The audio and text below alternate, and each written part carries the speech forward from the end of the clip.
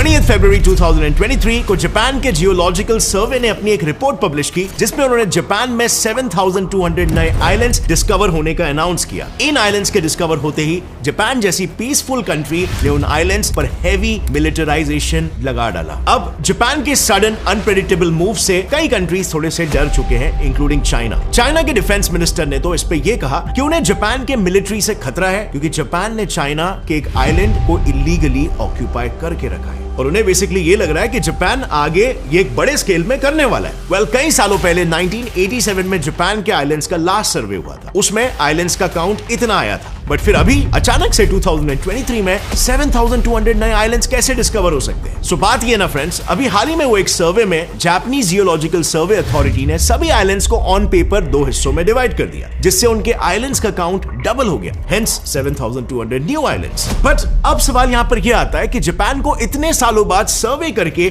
6,852 islands को divide करने की आखिर क्या जरूरत पड़ी, और सर्वे के बाद उन आइलैंड्स पर हेवी मिलिटराइजेशन का क्या मतलब है?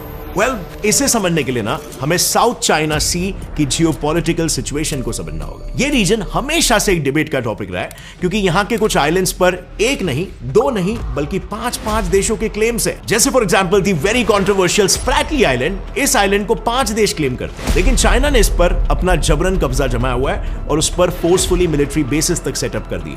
और ये अकेला ऐसा आइलैंड नहीं है, रीजन के हर छोटे आइलैंड्स पर चाइना अब मिलिट्री बेसिस बना रहा है और उसे रिक्लेम करने की कोशिश कर रहा है, जिसमें कुछ तो ऐसे छोटे छोटे सबमर्ज्ड पत्थर भी है जिसके ऊपर वो खुद आर्टिफिशियली लैंड बनाकर अपना आइलैंड घोषित कर रहा है। और बेसिकली इस स्ट्रैटेजी की मदद से चाइना उस रीजन में अपना डोमिनेंस बढ़ा रहा है और इसका खतरा सिर्फ नेबरिंग कंट्रीज में ही नहीं बल्कि पूरे दुनिया को महसूस हो रहा है। ऑस्ट्रेलिया के डिफेंस मिनिस्टर का ही बयान ले लो, फॉर एग्जांपल क्रिस्टोफर पाइन, जिन्होंने ओपनली ये कह दिया कि साउथ चाइना सी जैसी स्ट्रेटेजिक लोकेशन पर चाइना आर्टिफिशियली आइलैंड्स को कंस्ट्रक्ट कर रहा है जो पूरी दुनिया के लिए बहुत बड़ा खतरा साबित हो सकता है। और चाइना के इस डेयरिंग की वजह से आने वाले 10 सालों में वॉर भी छिड़ सकता है बिटवीन ऑस्ट्रेलिया एंड चाइना। अब जापान स्टार्टिंग में सिचुएशन को देखकर काफी डरा हुआ था, लेकिन फिर उसे यूएस डिफेंस डिपार्टमेंट ने यह कहकर और डरा दिया कि जापान के सिनकाकू आइलैंड्स को चाइना से खतरा है। और इसके पीछे of course as always USA का एक हिडियस मकसद था। यूएस बेसिकली जापान को भड़काकर चाइना के खिलाफ यूज करना चाहता है, बट कहीं ना कहीं जापान को भी ये थ्रेट सही लगे और इसीलिए जापान ने 2012 में ही एक आइलैंड के प्राइवेट ओनर हिरोयुकी कुरिहारा से इन कुछ आइलैंड्स को खरीदा और अपनी सॉवरेनिटी बढ़ाने के लिए उन्हें नेशनलाइज कर दिया। बट इस आइलैंड नेशनलाइजेशन का ये इफेक्ट हुआ कि चाइना ने जापानीज एम्बेसीज के बाहर वायलेंट प्रोटेस्ट शुरू कर दिए, और वो भी इतने हेटफुल कि वहां के सड़कों पर लोगों ने जापानीज कार्स तक को आग लगा दी, और ये सब कुछ सिर्फ जापान पर इंटरनेशनल प्रेशर डालने के लिए। बट फिर इसके बाद जापान शांत नहीं बैठा। इन कंट्रोवर्सीज को मुंह तोड़ जवाब देने के लिए जापानीज गवर्नमेंट ने सिनकाकू आइलैंड्स को एक्सक्लूसिव इकोनॉमिक जोन यानी उसे जापान की इंटरनेशनल बॉर्डर के तौर पे अनाउंस कर दिया। और फिर ये सब कुछ चल ही रहा था और जापान ने सिचुएशन को ऑलमोस्ट संभाल ही लिया था कि फिर यूएस ने इंटरफेयर किया और इस बार उसने सिनकाकू आइलैंड्स पर ऑयल और मिनरल्स होने का दावा किया। और फिर यह सुनकर चाइना और जापान को टक्कर देने अब ताइवान भी इस रेस में जुड़ गया, जो ये रीजन देने लगा कि ताइवान उन आइलैंड्स की सबसे नियरेस्ट कंट्री है और इसीलिए वही इसका असली हकदार है।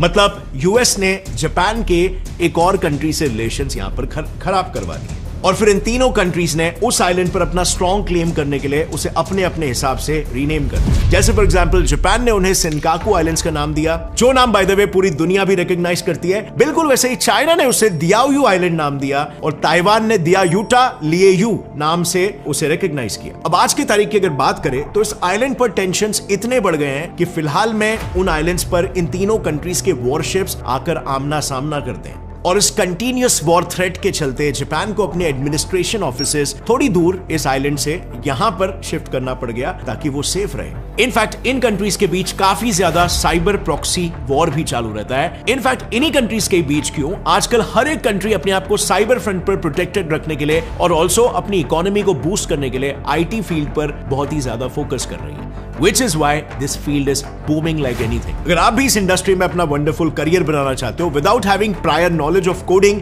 तो आप कोडिंग इन्वेडर्स का सहारा ले सकते हो, जिसमें आपको प्रायर नॉलेज होने की कोई जरूरत नहीं, आपको बस स्किल्स और अपना जज्बा चाहिए सीखने का। कोडिंग इन्वेडर्स इंडिया का एक ऐसा प्लेटफॉर्म है जो आपको आईटी में करियर बनाने को क्विक स्टार्ट दिलाने के साथ एक हाई पेइंग जॉब भी ऑफर करता है, वो भी सिर्फ 6 से 6.5 महीने के अंदर एज अ डेटा एनालिस्ट। अगर आप नॉन आईटी बैकग्राउंड से भी हो तो भी कोई बात नहीं, क्योंकि आपको ट्रेन करने के लिए यहां पर प्रोफेशनल्स मौजूद है from companies like Infosys, CTV, हिक्सार्ड, एटोस एटसेट्रा, जो मेक श्योर करते हैं आपको इंडस्ट्री अपडेटेड नॉलेज मिले और हाई पेइंग आईटी करियर आपका शुरू हो सके। बस इस कोर्स में आपको 30 से भी ज्यादा projects and business case studies, 1500 से भी ज्यादा एक्सेस असाइनमेंट्स और 2 लाइव सेशंस हर हफ्ते मिलेंगे। यही नहीं, इस कोर्स के दौरान आपको hard skills like SQL, Python, Excel भी सिखाया जाएगा कोडिंग इन्वेडर्स के 100% प्लेसमेंट गारंटी के साथ। ये लोग बेसिकली आपको कोडिंग की दुनिया में जीरो से हीरो बना देंगे। इन्होंने अब तक 20,000 कैंडिडेट्स को 7.5 LPA के पैकेजेस वाली जॉब दिलाई है और 300 प्लस इनके हायरिंग पार्टनर्स है। सो यूज करो मेरा कूपन कोड GET27 और पाओ 27% फी डिस्काउंट डेटा एनालिटिक्स के कोर्स पर। Click on the link in the description now and now let's jump back to the topic. लेकिन एक तरफ ये सारे डिस्प्यूट्स को शुरू करने वाला अमेरिका ही जापान को ये पोर्ट्रे कर रहा है कि वो सिनकाकू आइलैंड्स के मामले में जापान के साथ खड़ा है, बट असलियत में वो जापान के सहारे चाइना को धमका रहा है और उसके जवाब में चाइना भी अपनी मिलिट्री पावर को और भी ज्यादा बढ़ा रहा है और इसके लिए चाइना ने अपनी आर्मी में मैसिव रिफॉर्म्स ला दी है। विजन 2049 के नाम पर चाइना 2049 तक वर्ल्ड की सबसे लार्जेस्ट इकोनॉमी के साथ दुनिया का स्ट्रॉन्गेस्ट एंड लार्जेस्ट मिलिट्री भी बनाना चाहता है और इस प्लान को पूरा करने के लिए चाइना सिर्फ आर्मी पर ही ध्यान नहीं दे रहा, बल्कि वो अपने नेवल और एयर कैपेबिलिटीज पर भी उतना ही फोकस कर रहा है। इसके लिए चाइना ने कई नए इनोवेशंस भी इंट्रोड्यूस किए हैं, जैसे दुनिया का सबसे लाइटेस्ट वेट टैंक जो ना सिर्फ जमीन पर बल्कि पानी पर भी इजीली मूव हो सकता है। और वहीं पर अगर हम बात करें एयरफोर्स की, तो चाइना उसमें भी काफी एडवांस हो चुका है, इस कदर कि अब चाइना के बस 2 एयरक्राफ्ट यूएसए के 11 एयरक्राफ्ट के बराबर है। मगर चाइना की एडवांसमेंट सिर्फ यहीं तक नहीं रुकी, उसने ऐसे हाइपरसोनिक मिसाइल्स भी डेवलप किए हैं जो साउंड की स्पीड से भी कई गुना ज्यादा फास्ट है और इसी सब वॉर टेक्नोलॉजीज को फ्लैश करके वो अपने दुश्मनों को डोमिनेट करने की इनडायरेक्ट धमकियां दे रहे हैं। इसके साथ अपनी इंटरनल सिक्योरिटी को टाइट करने चाइना ने मिलिटराइजेशन के साथ साथ अपने सिक्योरिटी लॉज को भी बदल दिए, जिसमें cyber security law and intelligence law के तहत अब चाइना से आउटफ्लो होने वाली सारी इंफॉर्मेशन वेरीफाई होगी और अब से देश में रह रहे किसी भी नॉन रेसिडेंट को डायरेक्टली इन्वेस्टिगेट किया जा सकता है। गवर्नमेंट के पास ये पावर आ चुकी है। अब यही सारे चेंजेस जापान पर प्रेशर बना रहे हैं, लेकिन उनके डिस्प्यूट सिर्फ चाइना से ही नहीं है बल्कि दूसरे फ्रेंडली नेशंस के साथ भी है, जैसे साउथ कोरिया। तो बात यह है कि पैसिफिक ओशन ट्रीटी के अनुसार जापान ने साउथ कोरिया को इंडिपेंडेंस दिया और उसके ये सभी आइलैंड्स वापस कर दिए, बट अभी भी जापान डोकड़ो आइलैंड्स को लेकर यह कहता है कि उसका जिक्र उस ट्रीटी में कभी किया ही नहीं गया। वैसे अकॉर्डिंग टू ट्रीटी डोकड़ो आइलैंड्स पर जापान का अधिकार है, बट साउथ कोरिया इसे अपने हिस्टोरिकल डॉक्यूमेंट्स दिखाकर काउंटर कर रहा है और जापान को इस क्लेम का करारा जवाब देने के लिए साउथ कोरिया ने डोकड़ो आइलैंड डे सीधा इसी आइलैंड पर बनाया। October 25th has been celebrated as Dokdo Day for the last 16 years. The day is dedicated to increasing public interest in Korea's easternmost island and sharing its history. और ये publicly announce किया कि डोकड़ो islands south Korea का एक integral part है। लेकिन अगर बात इन दोनों कंट्रीज के एलाय यूएसए की करे, तो यूएसए इस मामले पर स्पेसिफिकली किसी के भी प्रति पार्शियलिटी नहीं दिखा रहा और सिर्फ इसी एक मामले को लेकर नहीं, एक और एक आइलैंड के मामले में भी यूएसए काफी न्यूट्रल है। मैं बात कर रहा हूं कुरिल आइलैंड्स के बारे में, जहां पर जापान के रशिया के साथ डिस्प्यूट्स हैं। इस केस में भी यूएस अपनी कोई टिप्पणी नहीं देता। इस आइलैंड की भी स्टोरी काफी इंटरेस्टिंग है। तो बात शुरू होती है वर्ल्ड वॉर 2 के बाद से, जब से जापान अपने नॉर्दर्न टेरिटरी में कुरिल आइलैंड्स को अपना क्लेम करते आ रहा है। अब ये आइलैंड इतना बड़ा है कि ये इजीली जापान का सबसे बड़ा क्लेम्ड आइलैंड है। इसका साइज 15,000 स्क्वायर किलोमीटर इतना बड़ा है, जिसमें 20 मुंबई सिटी समा सकते हैं। यहाँ पर मेनली 4 आइलैंड्स हैं, इतोरुफु, कोनाशिर, शिकोटान और होबुमाई, जिनका इंपॉर्टेंस उनकी स्ट्रेटेजिक लोकेशन और वहां पर पाए जाने वाले रिच रेयर मिनरल्स बढ़ा देते हैं। लेकिन यहाँ भी यूएसए अपनी नॉन इन्वॉल्वमेंट पॉलिसी को आगे करके खुद को साइडलाइन कर लेता है, क्योंकि वर्ल्ड वॉर 2 के बाद 1956 में रशिया और जापान के बीच इन आइलैंड्स को डिवाइड करने की ट्रीटी यूएसए ने खुद साइन करवाई थी और इसीलिए वो ऐसा नहीं चाहता कि उसके द्वारा बनाई गई ट्रीटी वो खुद बर्बाद करे। इस स्टैंड से जापान को यह साफ पता चल गया कि उसका खास दोस्त यूएसए उसकी कोई मदद नहीं करेगा। जिसकी वजह से उसने खुद अब अपनी टेरिटरी को डिफेंड करना शुरू कर दिया। और इसी डर में तो जापान के पीएम पूरी दुनिया को यह कहकर इस बढ़ते थ्रेट से सावधान कर रहे हैं और खुद के डिफेंस में अब जापान इन आइलैंड्स पर मिलिटराइजेशन कर रहा है। इस सिचुएशन को एक्सप्लेन करते हुए जापानीज डिफेंस मिनिस्टर ने यह कहा कि हमें अपनी डिफेंस कैपेबिलिटीज को बढ़ाना होगा और आइलैंड को फ्लेक्सिबल डिप्लॉयमेंट सिस्टम से कवर करना होगा, जिसके लिए हम ये मिलिटराइजेशन कर रहे हैं। और इन आइलैंड्स का सर्वे खुद को सेव करने का फर्स्ट स्टेप था, मगर वो यहीं पर नहीं रुके। उन्होंने दूसरा स्टेप लेते हुए आइलैंड्स पर हेवी मिलिट्री फोर्टिफिकेशन करना शुरू कर दिया, और खासकर उन आइलैंड्स पर जो चाइना और ताइवान से सिर्फ 300 किलोमीटर की दूरी पर है। अब ये सब चल ही रहा था कि तभी एक नई रिपोर्ट सामने आई।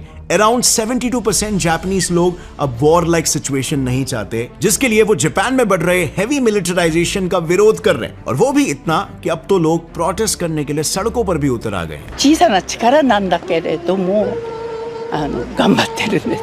その住民同士の仲が悪くなったり関係が崩れたりっていうその状況を見るのが本当に一番辛い。बट इन प्रोटेस्ट के पीछे ये एक अकेला रीजन भी नहीं है। रिसेंटली एक अमेरिकन मिलिट्री बेस के वर्कर ने जापानीज सिटीजन का मर्डर किया। इस वजह से इसकी निंदा में मैस प्रोटेस्ट इरप्ट हुए, जहां पर जापानीज लोगों का ये कहना है कि मिलिट्री बेसिस हमें डिवाइड कर रहा है और ये आइलैंड्स जो आज इतने खूबसूरत है वो कल बैटल ग्राउंड बनकर बर्बाद हो जाएंगे। तो इस पर्टिकुलर सिचुएशन में ना friends, Japanese government divided dilemmas में है। एक तरफ सिटीजन वेलफेयर करे या दूसरी तरफ नेशनल सिक्योरिटी देखे। ऐसे में जापान को क्या देखना चाहिए?